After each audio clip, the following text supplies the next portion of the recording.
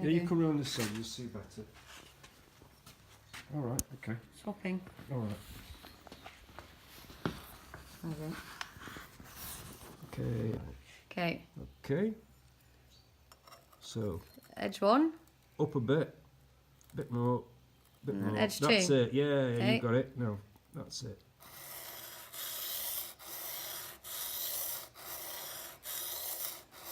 Yeah. Yeah, keep going, you're doing it. Sharpening my tools. Emily sharpens her first plane blade. Yep. A new cute oil can. Yeah, on a new oil stove. And we move back into the 19th century and away from disposable tools. I'm doing a little figure of 8 now. That's it. To start with, you'll find the oil stone soaks up a lot of oil. You have to keep feeding it. Okay. And then it'll get a bit more it'll get saturated with it. Yeah, and then you really get to the point where you want to wrap it in a piece of old plastic bag and put it in your toolkit. Otherwise, everything gets oiled up. And how long would you do this for? Well, clean the blade.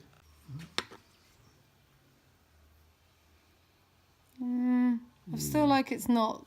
It should be a consistent white kind of. Yeah, it's not flat enough on that side. How do you stop this? A stone there. That point there. That tip there. It creates a little bit of metal which is actually curved over. Right. Okay. As in because it's kind of like pushing the metal down and through. It's right. As it's sharpening, it's causing a burr. It's called a burr. So as you imagine, it feels like it's sharp. When you're actually trying to plane something, that little round surface is stopping it. So what you want to do is you want to take that off. Job. As you turn it from that way, you're sharpening it that way. You then turn it over onto the flat side, and you put it dead flat at 90 degrees, and you press down there, and you hold the blade and keep it dead flat, and you just move it backwards and forwards 3 or 4 times, keeping it dead flat. And what that does is takes the burr off, so you end up with a really. Just hit into the magnifying glass.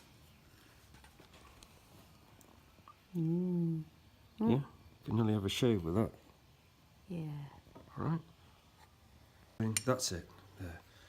So the blade just protrudes ever so slightly. Yeah. And then that goes into that keyhole, moves up, and then that pushes across and locks it all in place. Okay. And the slot that is left should be consistent all the way along, not a tiny bit at this end and a big gap at that end.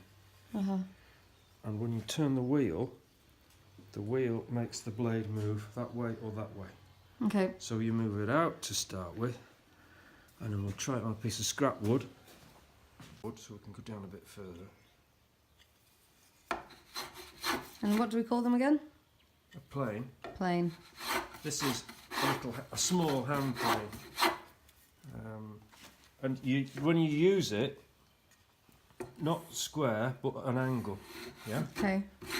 and always with the grain.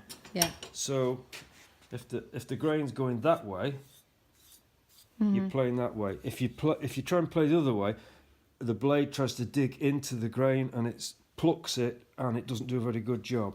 So you look which. It's quite difficult on this one to see which way the grain's going. If you're not sure, you just try it.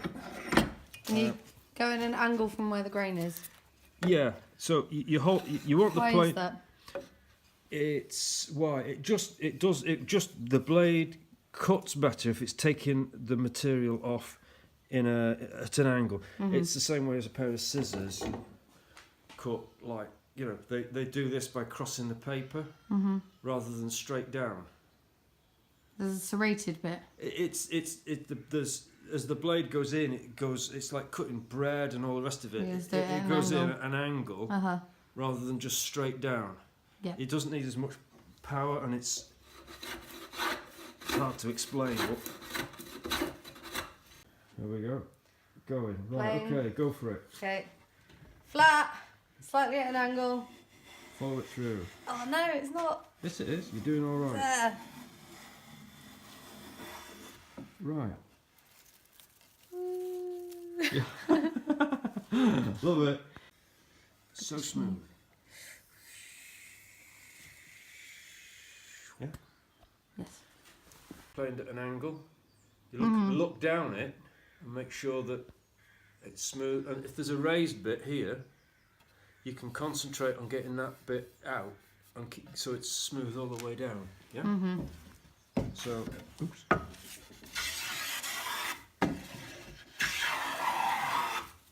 So you're pushing forward. And I'm keeping these. Sorry, pushing forwards rather than down, using the weight of the tool, because that's a lot heavier than that. Yeah. Right? And if you This get is it the right, first one we sharpened. and then look, That one. you can see through it. Whoa.